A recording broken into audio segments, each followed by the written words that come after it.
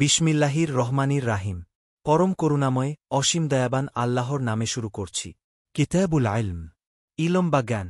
বাবুন মান রাফা সাওতাহু বিল ইলম, উচ্চস্বরে ইলমের আলোচনা।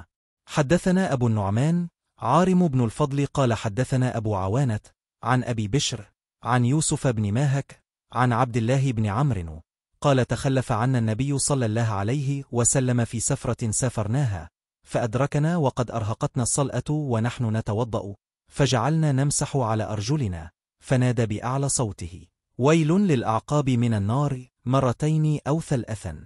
আবু নুমান রাহিমাহুল্লাহ আবদুল্লাহ ইবনু আমর রায়াল্লাহু আনহু থেকে বর্ণিত, তিনি বলেন, এক সফরে রাসূল সাল্লাল্লাহু আলাইহি ওয়াসাল্লাম আমাদের পেছনে রয়ে গেলেন।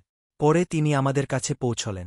এদিকে আমরা আসরের সালাত নামাজ আদায় করতে দেরি করে ফেলেছিলাম এবং আমরা অজু করছিলাম।